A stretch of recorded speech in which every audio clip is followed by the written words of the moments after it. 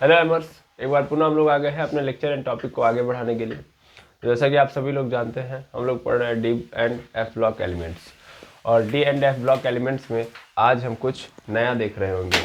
और नया क्या देखेंगे तो एक्चुअल में देखेंगे कि डी ब्लॉक एलिमेंट किस तरीके से एक कैटलिस्ट की प्रॉपर्टी को डिफाइन करते हैं। यानी डी ब्लॉक एलिमेंट जो होते हैं, डी ब्लॉक एलिमेंट एक्चुअल में एक कैटलिस्ट की तरह काम करते हैं। अब प्रश्न आता है, सर कैटलिस्ट क्या होता है ना। फर्स्ट क्वेश्चन यही है कि कैटलिस्ट क्या होता है। हिंदी में इसको उत्प्रेरक बोलते हैं, उत्प्रेरक। और उत्प्रेरक क्या होते हैं तो ये आप सबको पता है।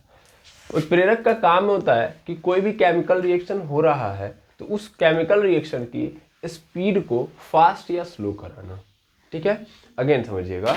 उत्प्रेरक का काम होता है कि कोई भी केमिकल रिएक्शन हो रहा है और उस केमिकल रिएक्शन को फास्ट या स्लो कराना। तो एक्चुअल में केमिकल रिएक्शन की रेट को क्या करते हैं, कंट्रोल करते हैं। केमिकल रिएक्शन के रेट को कंट्रोल करते हैं।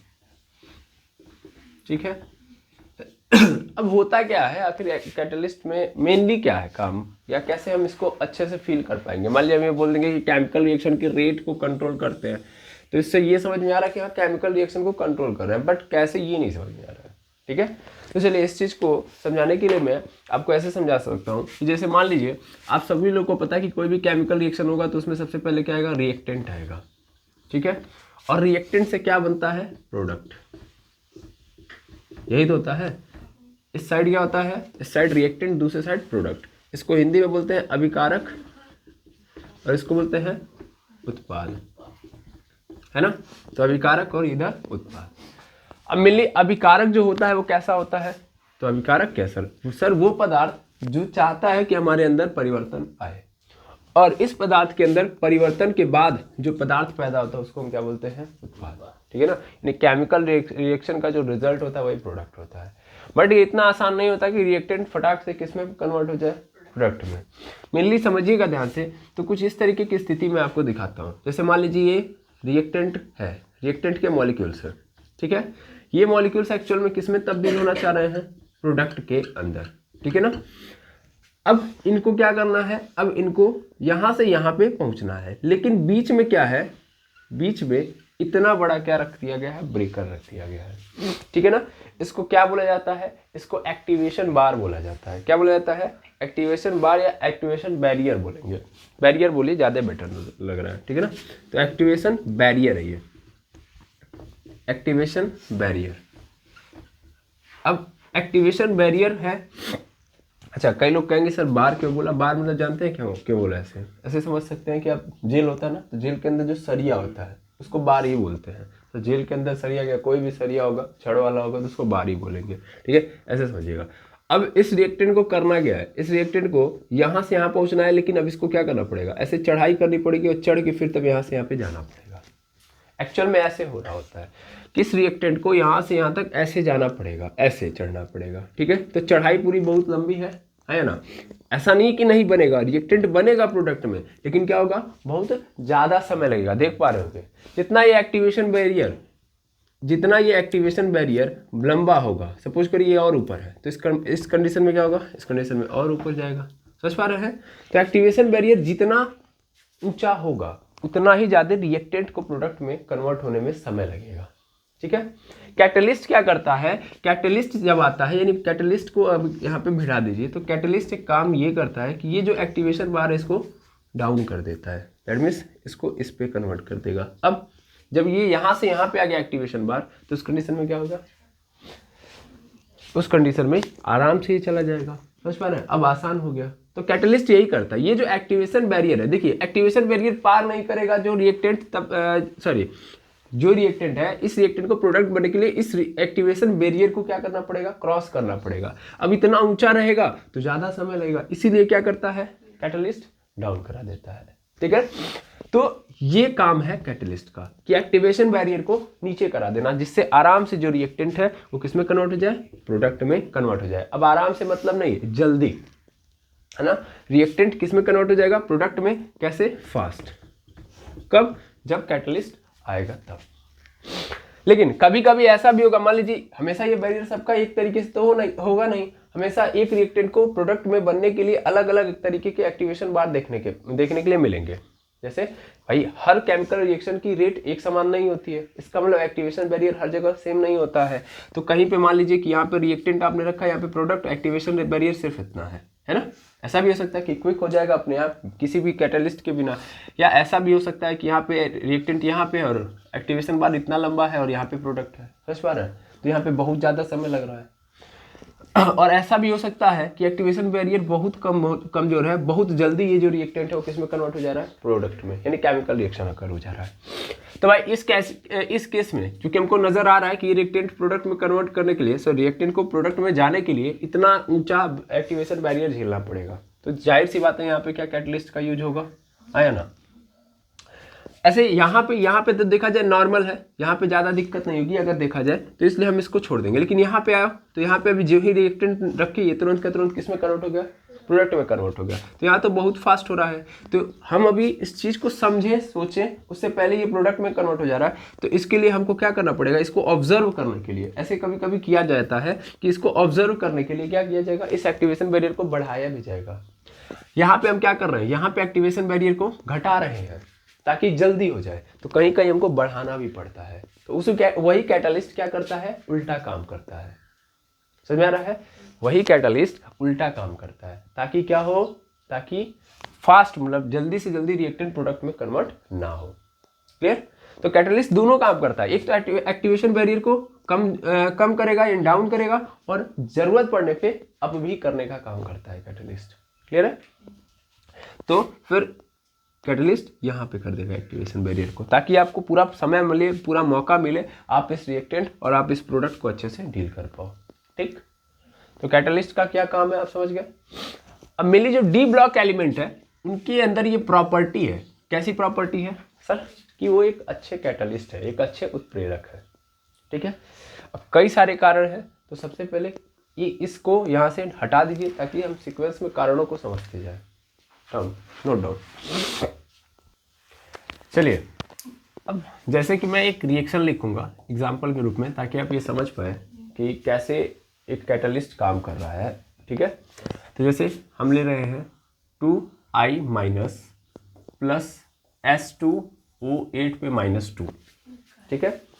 और हम इसका रिएक्शन करा रहे हैं, तो रिएक्शन कराने पे हमको क्या मिल रहा है, I2 मिल रहा है, और यहाँ पे मिल रहा है SO4 पे -2। ठीक है।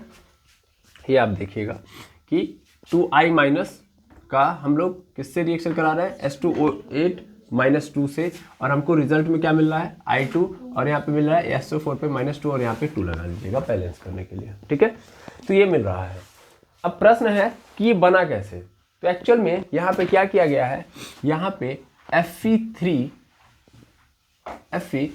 प्लस कैटायन का क्या किया गया है, यूज किया गया है एज अ कैटलिस्ट। कैटलिस्ट की ये प्रॉपर्टी है कि जैसा कि आपने देखा कि वो एक्टिवेशन बैरियर को क्या करते हैं, कमजोर कर देंगे। और इनका काम क्या है, इनका काम है, जैसे देखिए ये डायरेक्टली आप अपने आप में नहीं मिल सकते, सीधा समझिए। कैटलिस्ट जानता है कि अगर ये अपने आप में मतलब इनको छोड़ दिया जाए मिलने के लिए, तब जमाना लग जाएगा। ठीक है।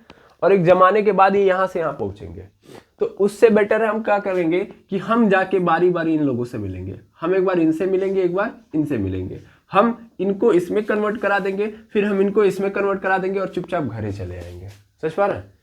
और ये दोनों आपस में मिल जाएंगे। कैटलिस्ट ये करता है, कैटलिस्ट जाएगा रिएक्शन में परफॉर्म करेगा, बट रिएक्शन का क्या बोलते हैं, उस केमिकल रिएक्शन का पार्ट नहीं होगा, पार्ट होते हुए भी पार्ट नहीं होगा। इस Fe3 का आप कहीं भी नामो निशान नहीं देखेंगे। ठीक है ना। सिर्फ ये बता दिया जाएगा कि ये आया है। ठीक है। और ये इसका काम क्या है कि फास्ट करा देना। ठीक है। तो कैटलिस्ट कैसे यहाँ पे फास्ट करा रहा है, थोड़ा सा ध्यान दीजिएगा। सबसे पहले आप क्या करिए, 2I माइनस लिखा है, 2I माइनस के सामने 2I माइनस का संपर्क किससे कराइए, Fe3 प्लस से। जब आप Fe3 प्लस से कराओगे तो ध्यान से देखिएगा क्या होगा। मेनली यहाँ पे 2 आयोडीन के आयन है, और आयोडीन पे कैसा चार्ज है, माइनस चार्ज का मतलब आप ध्यान से समझेंगे तो यहाँ पे 1 इलेक्ट्रॉन एक्स्ट्रा इसके पास। और ध्यान से देखिए यहाँ पे Fe3 प्लस है, Fe3 क्या कर सकता है, ले सकता है, बिकॉज इसके पास 3 इलेक्ट्रॉनों की कमी चल रही है, 3 बांट के आ रहा है। ठीक है। और Fe की एक और प्रॉपर्टी है, जानते हैं क्या प्रॉपर्टी है? Fe की ये प्रॉपर्टी है कि वो Fe3+ में भी रह सकता है और Fe2+ में भी रह सकता है। ये सबसे बड़ी प्रॉपर्टी है। यानी ध्यान से समझिए, चूंकि ये क्या है, मेटल है, तो मेटल को ये बोला गया कि आप इलेक्ट्रॉन नहीं ले सकते, लेकिन यहाँ पे देखिए इनके पास ये पावर है कि ये वेरिएबल ऑक्सीडेशन स्टेट के साथ स्टेबल होते हैं। इसके साथ भी स्टेबल है, इसके साथ भी, मतलब Fe3+ भले ही नहीं टोटल 4-5 इलेक्ट्रॉन ले पाए, लेकिन इतना तो ले ही सकता है कि एक इलेक्ट्रॉन लेके Fe2+ में कन्वर्ट कर ले अपने आप को, है ना। तो होगा भी यही, ये Fe3+ क्या कर लेगा, एक इलेक्ट्रॉन यहाँ से ले लेगा, और जब यहाँ से ले लेगा तो क्या हो जाएगा, मतलब इसका इलेक्ट्रॉन चला गया तो 2 I बचेंगे, यानी दैट में सीधा सीधा क्या बन जाएगा, I2 बन जाएगा, बिल्कुल। और ये इसने ले लिया तो क्या बचा यहाँ पे, Fe2+ बचा, है ना। क्या मेरी बात समझे? Fe3+ ने यहाँ से एक इलेक्ट्रॉन ले लिया तो क्या होगा, Fe2+, और ये क्या बन जाएगा, I2। क्लियर।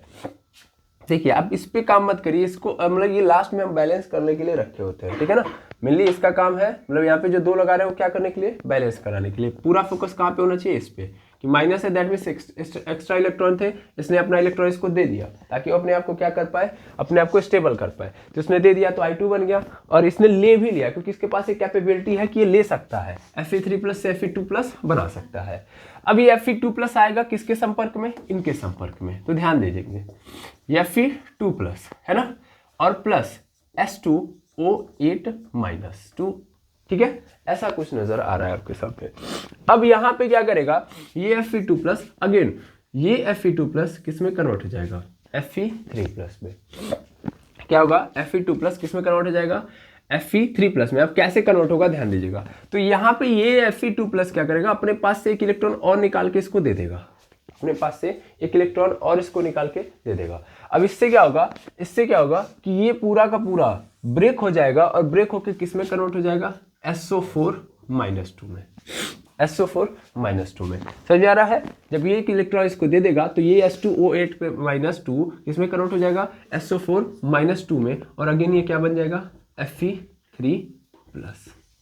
समझ में आ रहा है, Fe3+ हो जाएगा। और अगर ये Fe3+ हो गया तो ध्यान दीजिए ये अगेन क्या, पहले जो था वही हो गया कि नहीं हो गया, देखिए। और यहाँ पे क्या बन गया, यहाँ पे बन गया I2, मतलब इसने I- को I2 में कन्वर्ट कर दिया, और H2O8 को किस में कन्वर्ट करा दिया, SO4-2 में। है समझ में? अब ये यहाँ से निकल लेगा, और आप सेमराइज जब करोगे तो ऐसे लिखोगे I- H2O8-2 O8-2 क्या बना है सर, यहाँ पे बन गया है I2 + SO4 पे -2, ये बन गया, ठीक है। आप सिर्फ इसको लिखोगे, जबकि अंदर पूरा खेल किसने खेला है, Fe3+ ने, है ना। तो ये Fe3+ क्या है, इट इज अ कैटलिस्ट, ठीक है। कैटलिस्ट समझ में आ गया क्या होता है। तो कैटलिस्ट के बारे में इतना लिख लीजिए भाई कि कैटलिस्ट जो होते हैं वो क्या करते हैं, increase the rate of chemical reaction and reduce activation barrier. और ये एक्टिवेशन बैरियर कुछ और नहीं है, ये एनर्जी है, ठीक है ना। तो एक्टिवेशन एनर्जी, इसको क्या बोलेंगे, एक्टिवेशन एनर्जी, इसको भी लिख लीजिएगा, एक्टिवेशन एनर्जी होती है, ठीक है ना। एक्टिवेशन एनर्जी को किससे रिप्रेजेंट करते हैं, EA से, ठीक है ना। तो एक रिएक्टेंट को प्रोडक्ट के अंदर बदलने के लिए जितनी एक्टिवेशन एनर्जी चाहिए, मतलब मान लो ज़्यादा एनर्जी की जरूरत है तो कैटलिस्ट क्या करेंगे, उस एनर्जी को कम करा देंगे, ठीक है ना। मान लो एक रिएक्टेंट है, इस रिएक्टेंट को हमको प्रोडक्ट में कन्वर्ट करना है, और इस रिएक्टेंट को जितनी एनर्जी चाहिए प्रोडक्ट में कन्वर्ट होने के लिए उतनी एनर्जी फिलहाल में नहीं है, तो ये क्या करेंगे, ये रिएक्टेंट ये कैटलिस्ट आएंगे और उस एक्टिवेशन बैरियर यानी उस एक्टिवेशन एनर्जी की मात्रा को कम कर देंगे, जिससे आराम से वहां पे पहुंच जाएंगे जल्दी, ठीक है। यही करते हैं कौन, कैटलिस्ट। अब डी ब्लॉक के एलिमेंट अच्छे कैटलिस्ट है, तो इसका कारण क्या है ना, रीजन किस चीज का रीजन हम ढूंढ रहे हैं कि डी ब्लॉक के एलिमेंट के पास ऐसा क्या है कि अच्छे कैटलिस्ट है। तो सबसे पहली चीज जो आपको नजर आई है वो क्या है, वेरिएबल ऑक्सीडेशन स्टेट। है ना, वेरिएबल ऑक्सीडेशन स्टेट। पहली चीज तो यही होगी। सेकेंड नंबर पे empty D orbital, empty D orbital. Maximum D orbital क्या होते हैं, इम्पटी होते हैं, खाली होते हैं। थर्ड नंबर पे जाएंगे। थर्ड नंबर पे क्या कि इनके पास लार्ज सरफेस एरिया होता है। इनका जो सरफेस एरिया होता है कैसा होता है, लार्ज होता है। और चौथा number formed complex compound.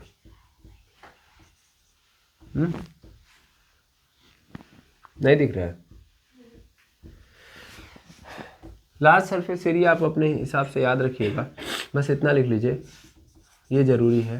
Formed complex ion,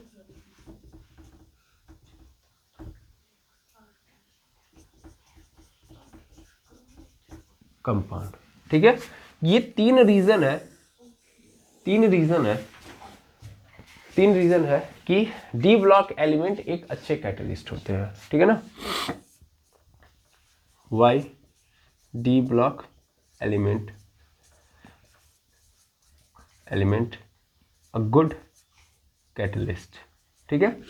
अब डी ब्लॉक एलिमेंट्स में से हम बारी बारी उठाएंगे, कौन से वाले को, 3D सीरीज को, 3D सीरीज के एलिमेंट्स को उठाएंगे और देखेंगे कि किस किस तरीके से ये एज अ कैटलिस्ट काम किए हैं और करते हैं, ठीक है।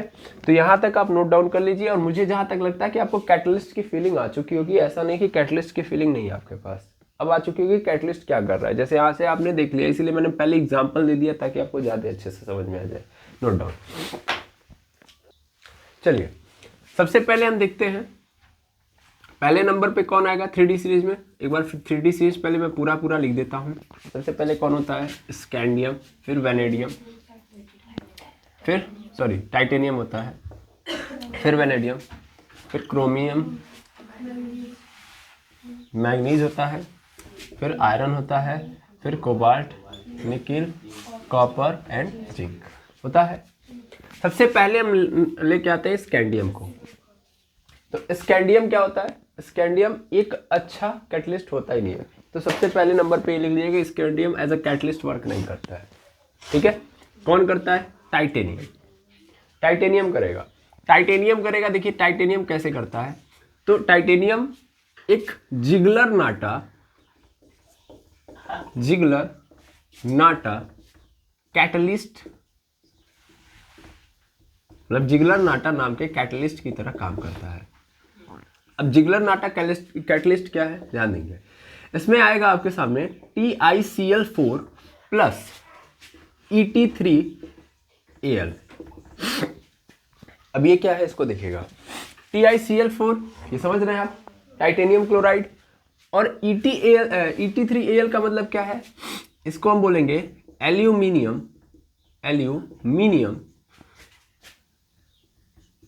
एथीन, एल्यूमिनियम एथीन, ठीक है ना। वो Et किसको दिखा रहा है, एथीन को दिखा रहा है, किसको, एथीन को, ठीक है। अब मेनली ये क्या करता है, मेनली ये जो कैटलिस्ट है वो किस काम में लिया जाएगा, यूज क्या है। तो इसका मेनली यूज जो है ये एथीन से पॉलीथीन बनाता है, ठीक है। यानी एथीन से पॉलीथीन बनाने के लिए हम किसका यूज करते हैं, जिगलर नाटा कैटलिस्ट का। जिगलर नाटा कैटलिस्ट मतलब टाइटेनियम क्लोराइड और एल्यूमिनियम एथीन, ठीक है। दूसरे नंबर पे आता है वेनेडियम। कौन आता है, वेनेडियम की बात करें तो वेनेडियम एज अ क्या बोलते हैं, कैटलिस्ट वर्क करता है, ठीक है ना। वेनेडियम क्या करता है, अच्छा वाला कैटलिस्ट का काम करता है, ठीक है। और यहाँ पे आपको देखने के लिए मिलेगा किस फॉर्म में, सर वेनेडियम पेंटाऑक्साइड के फॉर्म में, पेंटाऑक्साइड, ठीक है। वेनेडियम पेंटाऑक्साइड मतलब V2O5। सर इसका यूज क्या है? इसका यूज अगर आपसे कोई पूछे तो इसका यूज एक तो कांटेक्ट प्रोसेस में किया जाता है, कांटेक्ट प्रोसेस क्या वो समझ में आ जाएगा। दूसरा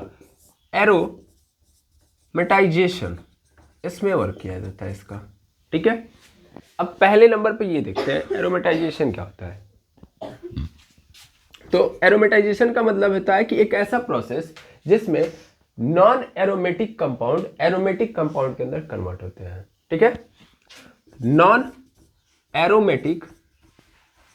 एरोमेटिक कंपाउंड किस में कन्वर्ट हो जाएगा? एरोमेटिक में। कन्वर्ट एरोमेटिक, ठीक है ना, कन्वर्ट इनटू एरोमेटिक। मतलब क्या है ये समझ में आ जाएगा। सबसे पहले पहले ये समझिए एरोमेटिक कंपाउंड किसको कहते हैं, है ना। तो एरोमेटिक कंपाउंड सीधी बात है, बेंजीन के स्ट्रक्चर से अगर कुछ भी लगा हुआ है तो वो सब के सब क्या है? एरोमेटिक। या सीधा बेंजीन जितने भी कंपाउंड पैदा करता है वो सब एरोमेटिक कहलाते हैं, ठीक है ना।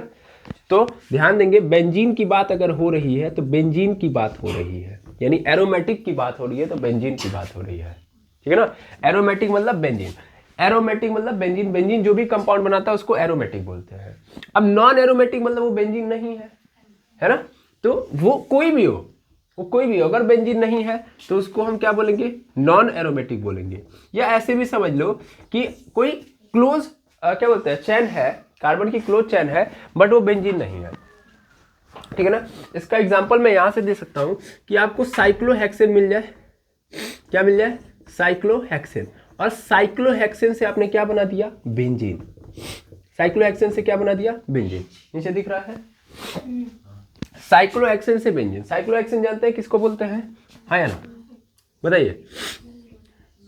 मैं यहाँ पे बनाऊंगा ज्यादा फील आएगा। यहाँ पे देखिएगा, ऐसे होता है साइक्लोहेक्सेन, और यहां से किस में कन्वर्ट हो जाए? बेंजीन में, ठीक है। ऐसे इसमें कन्वर्ट हो गया तो ये किसके थ्रू होगा? V2O5 यहाँ पे काम करेगा, ठीक है। वो क्या करेगा? वो इस साइक्लोहेक्सेन का फॉर्मूला अगर आपसे पूछे तो हर कार्बन के पास कितने होंगे? सर 2 होंगे, 2 हाइड्रोजन होंगे, तो टोटल 6 है यहाँ पे, और H कितना हो जाएगा? 12। जबकि यहाँ पे क्या हो जाएगा? C6H6। ये बेंजीन है और ये क्या है? साइक्लोहेक्सेन। याद रखेंगे। तो साइक्लोहेक्सेन से अगर हमको क्या बनाना हो? बेंजीन बनाना हो तो हम किसका यूज करेंगे?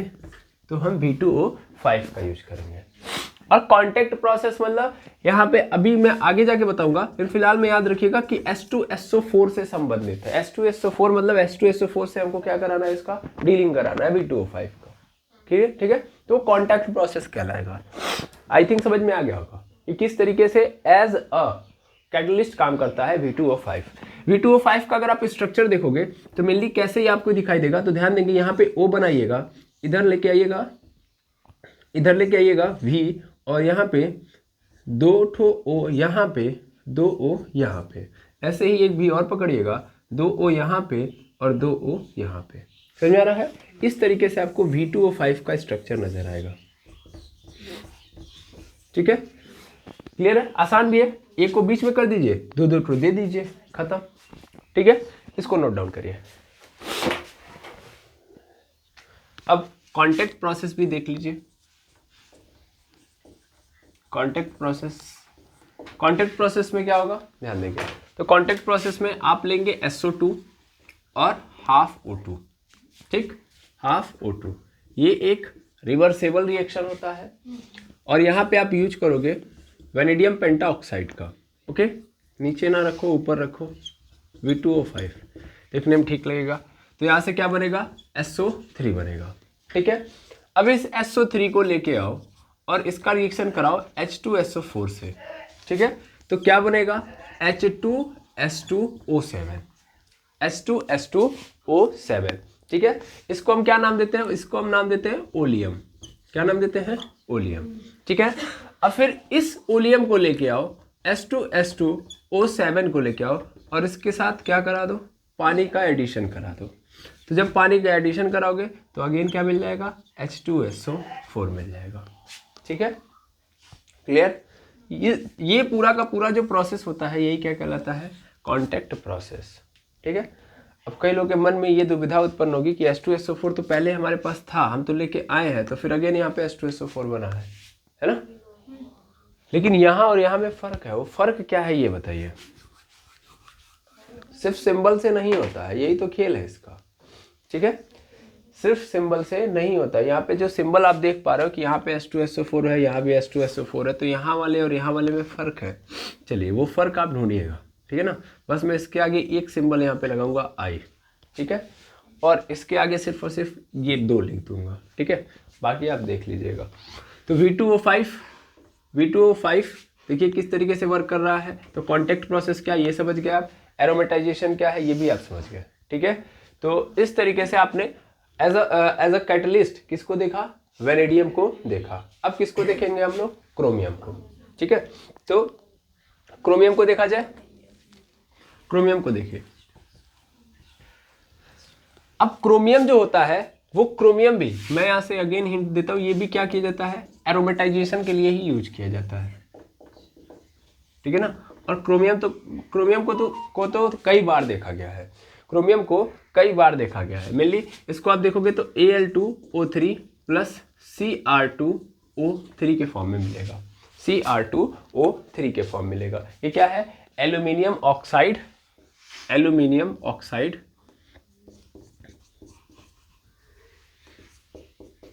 एल्यूमिनियम ऑक्साइड, और ये क्या है, क्रोमियम ऑक्साइड, है ना, क्रोमियम ऑक्साइड।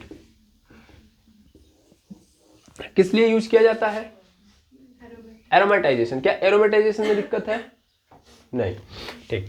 तो ये हमारा क्रोमियम हो गया, ये पहला था, ये दूसरा और ये तीसरा। स्कैंडियम तो किसी काम का नहीं है तो इसलिए इसको छोड़ दिया गया, है ना। तीसरे नंबर पे आता है, सॉरी चौथे नंबर पे आता है Mn। मैग्नीज की बात करें तो मैग्नीज को तो सिंपल एक ही फॉर्म में मिलता है और वो है मैग्नीज ऑक्साइड, ठीक है ना। किस फॉर्म में, मैग्नीज ऑक्साइड, मैग्नीज ऑक्साइड के फॉर्म में आपको मिलेगा। और इसका वर्क क्या होता है, इसका वर्क आपसे अगर पूछ दिया जाए तो ऑक्सीजन प्रोड्यूस करने के लिए इसका काम मतलब यूज किया जाता है। क्या करने के लिए, ऑक्सीजन प्रोड्यूस करने के लिए यूज किया है, फॉर प्रोड्यूसिंग ऑक्सीजन, ठीक है, प्रोड्यूसिंग ऑक्सीजन। इसके लिए आप क्या कर सकते हो, इसके लिए आप ले सकते हो यहाँ पे KClO3, Mn यहाँ पे सॉरी MnO2 ले लो, MnO2, तो क्या बन जाएगा, एक तो KCl बन जाएगा, दूसरा क्या निकल जाएगा, ऑक्सीजन। तो इस तरीके से MnO2 क्या कर रहा है, MnO2 एज अ कैटलिस्ट काम कर रहा है। चलिए अब हम कुछ और बातें देखते हैं। तो सबसे पहला हम देखेंगे, पहला क्या देखेंगे, 5वें नंबर पे देखेंगे आयरन के बारे में। आयरन बहुत सारा काम करता है, एक काम नहीं करता है। जैसे सबसे पहले अगर आप एनहाइड्रस FeCl3 ले लें, एनहाइड्रस FeCl3 ले लें, ठीक है। तो FeCl3 अगर आपने लिया तो ये जो है ये फ्रीडल क्राफ्ट एसाइलेशन, आपने पढ़ा होगा फ्रीडल क्राफ्ट एसाइलेशन, ठीक है ना, फ्रीडल क्राफ्ट एसाइलेशन में वर्क करता है, फ्रीडल क्राफ्ट एसाइलेशन में वर्क करता है, ठीक है, पहली बात। दूसरा, अगर मान लीजिए यहाँ पे आपने Fe ट्यूब ले लिया, Fe ट्यूब ले लिया, तो इसका यूज कहाँ पे होगा, तो एक्चुअल में आप जानते हो इसको एसिटिलीन, एसिटिलीन जानते हो, एसिटिलीन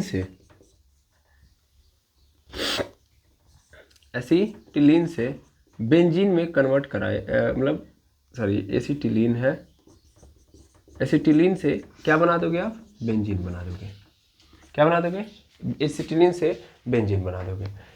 समझ में आ रहा है। एसिटिलीन किसको बोलेंगे, बता सकते हैं एसिटिलीन क्या होता है, CH ट्रिपल बॉन्ड CH, इसी को हम बोलते हैं एसिटिलीन, ठीक है। और इससे आप क्या बना दोगे, C6H6, ठीक है। मेनली क्या करना होगा आपको, 2 से गुणा करने पे हो जाएगा, नहीं 3 से गुणा करना पड़ेगा, ठीक है ना। तो 3 कार्बन और यहाँ पे देखेंगे 3 यहाँ पे 3 यहाँ पे 6, तो फिर कहाँ बैलेंस हो रहा है, हो जाएगा, टेंशन मत लीजिए, ठीक है ना। आई बात समझ में।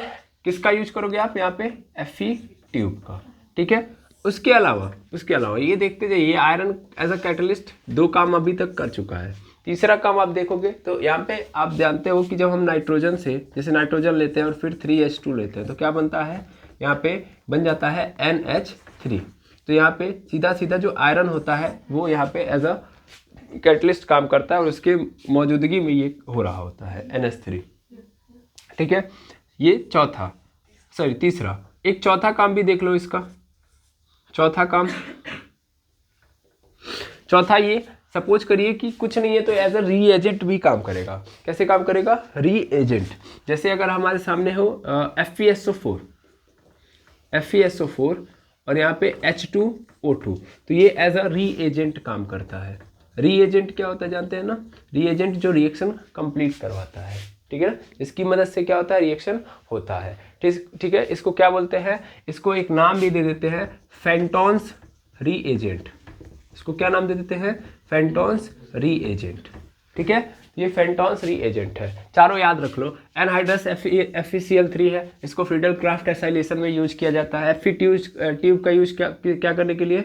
एक्चुअल में एसिटिलीन से बेंजीन बनाने के लिए। फिर अमोनिया बनाना है नाइट्रोजन और हाइड्रोजन से, तो भी आयरन का यूज करते हैं। और चौथे नंबर पे अगर हम क्या ले रहे हैं? FeSO4 H2O2, तो ये एक रीएजेंट के तौर पे काम करता है। इसको हम फेंटोन्स रीएजेंट कहते हैं। ठीक है, इसमें ज़्यादा आपको याद नहीं करना है, लेकिन फील जरूर कर लेना है। ज़्यादा याद ना करने का मतलब, जैसे मैं चाहता हूँ कि एक बार आपकी नज़रों के सामने ये चीज़ें रहें, ताकि जब चीज़ें आए तो आपको ये लगे कि हमने ये पढ़ा है। ठीक है, बाकी ज़रूरी नहीं कि आप सब याद ही रखो, ये भी है। ओके, हाँ, ये ज़रूर है कि ये ज़रूर याद रखेंगे कि ये चीज़ें यहाँ पे आई थी या यूज की जाती हैं। ठीक है ना? मान लो सपोज कर लो कि लाइफ में तुम्हारे सामने ये आ गया किसी स्थिति में ये, तो आप इसको देख के ये मत चौंकिएगा कि हाँ ये क्यों आया, यानी ये फेंटोन्स रिएजेंट है तो इसका नाम आया, तो हाँ पहली बार देख रहे हैं। और ये बना तो बना क्यों? जैसे यहाँ पे N2,3S2 है तो यहाँ पे आयरन क्यों आया? ठीक है, तो ये आयरन क्यों आया समझ में आ रहा है ना? एज अ कैटलिस्ट काम करता है आयरन, जीवन भर किया है, तो इसलिए यहाँ पे आया है। ठीक है, तो ये एक बार जब रहेंगे आपके सामने तो आप अपने आप चीजें रिकवर कर लोगे। ठीक है, नोट डाउन। चलिए अब हम देखते हैं किस पे पहुंच चुके हैं हम लोग। आयरन, आयरन के बाद क्या आता है? कोबाल्ट, कोबाल्ट के बाद निकिल, निकिल कॉपर, तो निकिल को उठा के लेके आइए। ठीक है ना, कोबाल्ट भी है but as a cobalt simple way में ये काम करता है। ठीक है, इसलिए हम इसको नहीं लेंगे। जो निकिल है इसका थोड़ा सा इंपॉर्टेंट रोल है, इसलिए हम इसको लेंगे। तो निकिल को एक्चुअल में रैनी नाम से जाना जाएगा। जब हम एज अ कैटलिस्ट बात करेंगे तो किस नाम से जाना जाएगा? रैनी नाम से जाना जाएगा। अब मेनली ये क्या करते हैं, तो एक्चुअल में इनका काम होता है जो, मतलब यहाँ पे आप देख पा रहे हो कौवे नंबर पे, छठे नंबर पे आई थिंक, तीसरा, चौथा देख लिए, ये पांचवा था और हम छठे को देख रहे हैं। ठीक है ना, तो छठे नंबर पे निकिल है और निकिल एज अ रैनी, मतलब इसको हम क्या नाम देते हैं? रैनी। क्या करता है? हाइड्रोजिनेशन करता है। क्या करता है? हाइड्रोजिनेशन। अब हाइड्रोजिनेशन करता किसका है ना? हाइड्रोजिनेशन ये एल्काइंस का करता है। किसका? एल्काइंस। एल्काइन से ये किस में कन्वर्ट कराएगा? एल्काइन से ये एल्कीन में कन्वर्ट कराएगा या एल्केन में कन्वर्ट कराएगा। अब देखिए, यानी एल्काइन है, एल्काइन से एल्कीन या एल्केन बनाएगा। कौन? रेनी। कौन बनाएगा? रेनी। लेकिन ध्यान दीजिएगा, मेनली इसका काम है एल्काइन से केवल और केवल एल्केन बनाना। क्या बनाना? एल्केन। अब जैसे मैं इस चीज़ को थोड़ा सा इलेबोरेट करता हूँ, ध्यान देंगे कि मान लीजिए हमारे पास कोई एल्काइन है। ठीक है, अब हम यहाँ पे अलग अलग स्थितियाँ देखेंगे। मान लीजिए हमने एल्काइन लिया और हम लोगों ने यहाँ पे जो क्या बोलते हैं, कैटलिस्ट है, अलग अलग लिए। कैटलिस्ट कैसे लिए? अलग अलग। जैसे आप इसको जानते होंगे, पैलेडियम CaSO4 ये लिया गया था, या BaSO4, कुछ भी लो। ठीक है, और नीचे क्या लिया गया था? S। इसको एक नाम दिया गया था, याद हो तो, लिंडबार कैटलिस्ट, है ना? कैटलिस्ट नाम दिया गया था। तो यहाँ से क्या बनेगा? यहाँ से क्या बनेगा? यहाँ से बन जाएगा एल्कीन। यहाँ से क्या बन जाएगा? एल्कीन। वो भी कैसा बनेगा? सिस वाला। कैसा बनेगा? सिस। और अगर हमने इसके जगह पे क्या ले लिया? लिथियम ले लिया, और लिथियम के साथ साथ लिक्विड में अमोनिया ले लिया, लिक्विड अमोनिया ले लिया। ठीक है, तो यहाँ पे क्या बन जाएगा? तब यहाँ पे जो बनेगा वो होगा एल्कीन, लेकिन ये कैसा होगा? ट्रांस वाला। कैसा बन जाएगा? ट्रांस वाला। अब सिस ट्रांस क्या होता है एक बार मैं अभी एक्सप्लेन करूंगा, टेंशन बिल्कुल नहीं लेंगे। और अगर हमने यहीं पे क्या ले लिया? निकिल H2 ऐसे ले लिया, यही क्या है? यही है रैनी। ठीक है ना, यही है रैनी। ये क्या बना देगा? एल्केन बना देगा। समझ में आया? समझ में आया? तो ये क्या बना देगा? एल्केन। अब सिस और ट्रांस क्या होता है आपको पता है? हाँ या ना?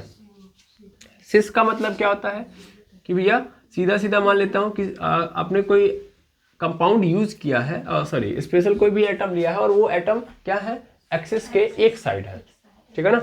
जैसे मैं ऐसे समझा सकता हूँ कि C है, यहाँ पे डबल बॉन्ड, फिर यहाँ पे C है, यहाँ पे H है, यहाँ पे Cl है, यहाँ पे H है, यहाँ पे Cl है, ठीक है। तो ये क्या है, मान लीजिए आप इसके बीचों बीच, मान लीजिए ये सेंटर है, तो इस सेंटर से आप एक लाइन ड्रॉ कर रहे हैं, एक एक्सिस ड्रॉ कर रहे हो। इस एक्सिस के जस्ट नीचे देखोगे तो क्या है, क्लोरीन है, और इधर भी क्या है, क्लोरीन है। क्लोरीन क्लोरीन सेम है, तो ये जो सेम ग्रुप है या सेम एटम है वो क्या है, एक्सिस के एक साइड है। ऐसे हाइड्रोजन कहाँ है, एक्सिस के एक साइड है ना। तो इसको हम क्या बोलेंगे, इसको हम बोलेंगे सिस स्ट्रक्चर। और ट्रांस किसको बोलेंगे, तो सेम को उल्टा कर दो। मान लो यहाँ पे Cl हो गया, यहाँ पे H हो गया, यहाँ पे Cl हो गया और यहाँ पे H हो गया। तो ध्यान से देखो, आप ऐसे ड्रॉ एक एक्सिस ड्रॉ करोगे तो क्या होगा, यहाँ पे H और Cl मतलब एक्सिस के एक साइड अलग अलग एटम है ना। एक्सिस के ऊपर देखोगे तो हाइड्रोजन है और Cl है जो अलग अलग है, नीचे देखोगे तो भी क्या है, Cl और हाइड्रोजन जो अलग अलग है। तो ये क्या हो गया, ट्रांस। समझ में आ रहा है, यानी किसी भी एक्सिस मतलब कोई भी कंपाउंड लो, एक एक्सिस ड्रॉ करो, अगर उस एक्सिस के अबाउट आप देख रहे हो तो एक साइड में सेम एटम है, ठीक है ना। मतलब एक्सिस के जिस भी साइड में देख रहे हो तो सेम ग्रुप ऑफ एटम जुड़े हुए हैं या सेम एटम है, तो उस कंडीशन में हम क्या बोलेंगे, उस स्ट्रक्चर को सिस बोलेंगे। लेकिन अगर अपोजिट डायरेक्शन में वो सेम एटम जुड़े हुए हैं, यानी अपोजिट एक्सिस में, मतलब ये देखा जाए तो इसके लिए ये अपोजिट होगा कि नहीं होगा, है ना। तो अपोजिट में है तो इस कंडीशन में क्या बनाएंगे, ट्रांस। क्लियर है। तो सिस और ट्रांस आई थिंक आपको समझ में आ रहा होगा और आप समझ भी गए होंगे, ठीक है। तो ये बनता है सिस और ट्रांस। तो ये जो निकिल यानी रैनी होता है वो ये काम करता है। अब 7वें नंबर पे चले जाएंगे, 7वें नंबर पे जाएंगे कॉपर के पास। किसके पास जाएंगे, कॉपर। तो 7वें नंबर पे आता है कॉपर। कॉपर का स्पेशली जो आप जो यूज देखोगे वो कॉपर ट्यूब के रूप में देखोगे।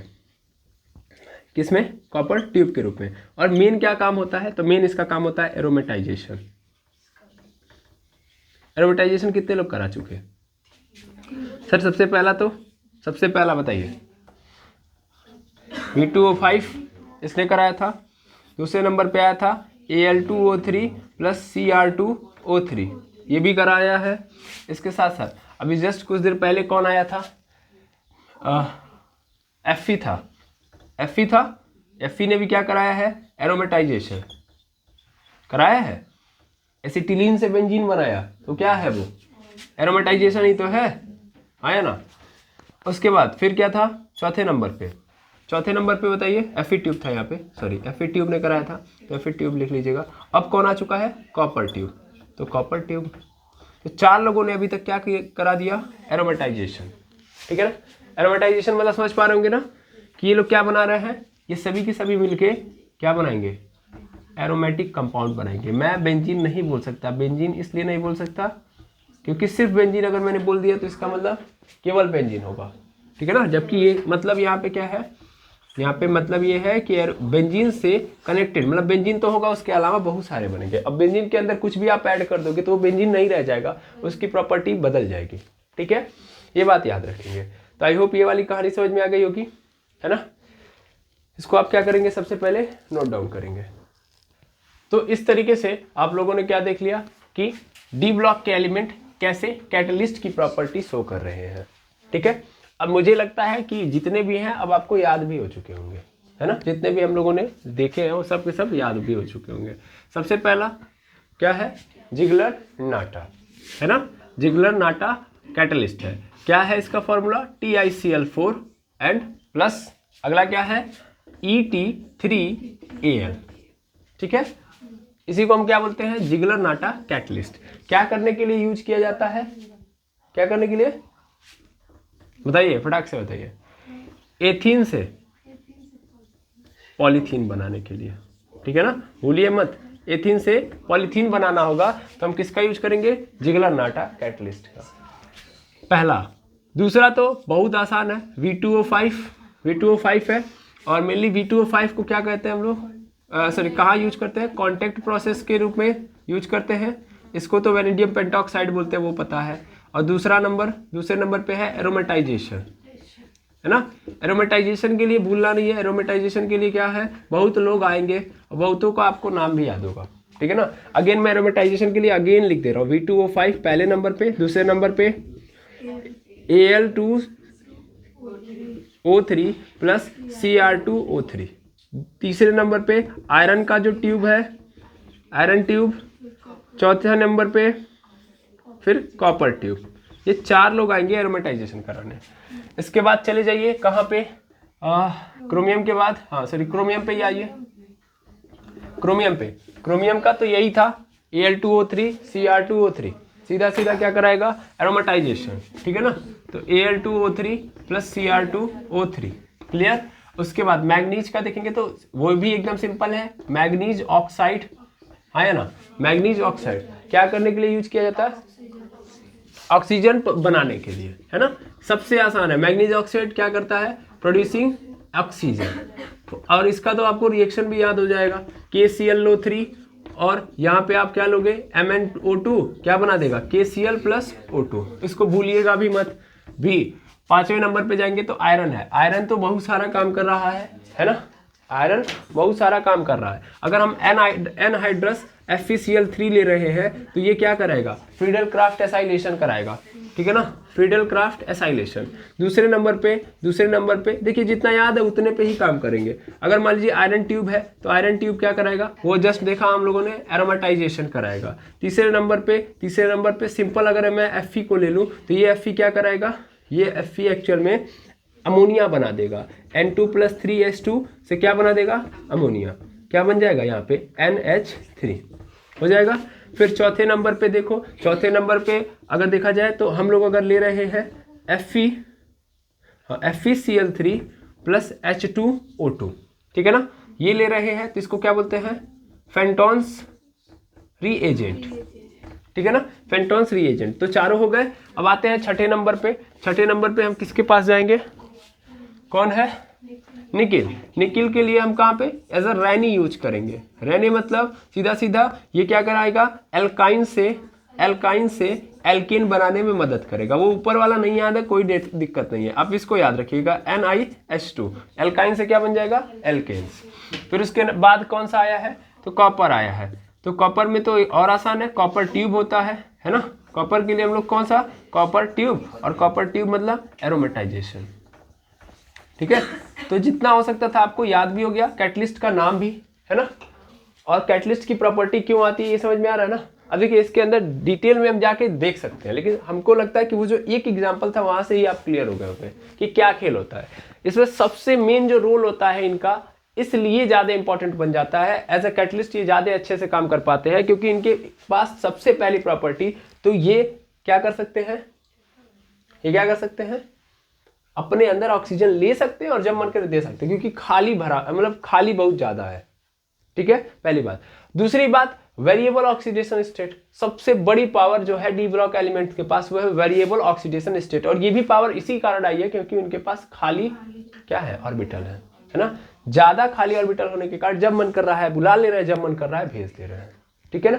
तो यही कारण है कि किसी के भी साथ जाएंगे, मन करेगा ले लेंगे। ध्यान से समझिएगा क्योंकि ये जरूरी है। जैसे आपने अभी देखा, मैं ज्यादा उस पर काम नहीं करूंगा, मैं सिर्फ इतना बता रहा हूँ कि Fe3 प्लस है और यहाँ पे Fe2 प्लस है। तो आप देख पा रहे हैं कि यहाँ पे Fe3 प्लस चाहे तो एक इलेक्ट्रॉन देके इसमें रह जाए तो भी ये स्टेबल है, तो भी कोई दिक्कत नहीं है, और चाहे तो एक इलेक्ट्रॉन और लेके इसमें चला आए। समझ पा रहे हैं। तो ये व्यवस्था सिर्फ और सिर्फ डी ब्लॉक एलिमेंट्स के पास है। और आप जानते हैं कि बहुत यहाँ पे सिर्फ Fe की कहानी नहीं है, ऐसे तो बहुत मिलेंगे आपको स्टार्टिंग से ही, और सबके पास ये कहानी है, सबके पास ये पावर है कि वो 2 से 3 बना सकते हैं, 3 से 4 बना सकते हैं, फिर 4 से 2 चाहे तो बना सकते हैं, या 4 से 6 भी बना सकते हैं। समझ पा रहे हैं। तो ये पावर है, तो ये किसी भी एलिमेंट के पास जाएंगे, अगर उनसे इलेक्ट्रॉन लेने की आवश्यकता पड़ रही है, यानी लग रहा है कि वो इलेक्ट्रॉन दे रहे हैं, तो ये ले भी सकते हैं, और जब जरूरत पड़े तो दे भी सकते हैं, ठीक है। तो बस ये आएंगे, अपना लेन देन का काम करके फिर निकल लेंगे, ठीक है। तो एज अ कैटलिस्ट ये बहुत बेहतरीन काम करेंगे क्योंकि इनके पास ये पावर है वेरिएबल ऑक्सीडेशन स्टेट की, और ये पावर कहाँ से आती है, बहुत ज़्यादा खाली स्थान है। क्लियर है। तो मुझे नहीं लगता कि मैं ज़्यादा इसके अंदर डीप में जाके समझाऊं कि यहाँ पे इस कारण ऐसा हुआ, ठीक है ना, समझ में आ गया होगा, और आपको नाम भी याद हो गए होंगे, ठीक है। आप एक बार रिवाइज कर लेंगे तो ये पूरा का पूरा याद हो जाएगा। अब नेक्स्ट क्लास में मिलेंगे जहाँ पे हम एक नई चीज़ पढ़ रहे होंगे, एज अ ऑक्सीडाइजिंग एजेंट जब ये काम करेंगे, ठीक है ना। ये प्रॉपर्टी क्या थी, एज अ कैटलिस्ट काम कर रहा है। नेक्स्ट क्लास में हम क्या देखेंगे कि डी ब्लॉक एलिमेंट्स, स्पेशली आप जानते होंगे पोटेशियम पर मैग्नेट, ठीक है ना, उसके साथ साथ potassium chromate, potassium chromate, potassium dichromate, ठीक है, potassium chromate, potassium dichromate, potassium permanganate. लिख दे रहा हूं मैं, K2Cr2O7 या KCrO7, ठीक है ना, सॉरी KCrO4, और दूसरा आता है KMnO4, KMnO4, ठीक है ना। तो इसको बोलते हैं पोटेशियम डाइक्रोमेट, इसको बोलते हैं पोटेशियम क्रोमेट, और इसको बोलते हैं पोटेशियम परमैंगनेट, ठीक है, पोटेशियम परमैंगनेट। तो ये जो दिख रहे हैं ये क्या है, ये ऑक्सीडाइजिंग एजेंट के रूप में काम करते हैं, बहुत तगड़े वाले। इसको मैंने आपको पहले भी लिखवाया है ना। और अगर आपने ऑर्गेनिक पढ़ी होगी तो वहाँ पे बताया जाता है कि ये क्या है, ये बहुत स्ट्रॉन्ग ऑक्सीडाइजिंग एजेंट है। तो ऑक्सीडाइजिंग एजेंट क्या होता है, जो इलेक्ट्रॉन चुरा ले किसी भी पदार्थ से, ठीक है ना, यानी रिएक्शन में जाएंगे, ये रिएक्शन में जाने के बाद क्या करेंगे, किसी अगले का इलेक्ट्रॉन क्या कर लेंगे, ले लेंगे, और अच्छे तरीके से इनके पास खींचने की पावर होती है। समझ में आई बात। तो ये बहुत तगड़े वाले हैं। और देखिए ये किससे बने हैं, ध्यान से देखिएगा, CrCrMn। तो Cr मतलब क्रोमीन, Mn मतलब मैग्नीज, किस ब्लॉक से रिलेटेड है, डी ब्लॉक से। और ये डी ब्लॉक एलिमेंट है, तभी देख पा रहे हैं कि इतने ज्यादा लोग जुड़े हुए हैं, है ना। केवल अकेले बोल दिया जाए के से कि भैया 7 ठो ओ संभाल लो, पॉसिबल नहीं है ना। और सीधे सीधे केवल ओ से बोल दिया जाए कि इतने सारे के आपको ऐड करना है तो भी नहीं कर पाएगा। ये प्रॉपर्टी सिर्फ और सिर्फ किसके पास है, इसी के पास है। देख पा रहे कि क्रोमियम यहाँ पे अलग अलग ऑक्सीडेशन स्टेट शो कर रहा है, यहाँ पे क्रोमियम का ऑक्सीडेशन स्टेट कुछ और है, यहाँ पे कुछ और है। तो ये पावर सिर्फ और सिर्फ किसके पास है, डी ब्लॉक एलिमेंट्स के पास है, और ये इसका भरपूर फायदा उठा रहे हैं, और इसीलिए एज अ बेहतरीन स्ट्रॉन्ग वाले ऑक्सीडाइजिंग एजेंट के रूप में काम करते हैं। तो ये डिस्कशन हम नेक्स्ट क्लास में करेंगे। आज के लिए इतना ही, मिलते हैं नेक्स्ट क्लास में। Thank you very much hammers.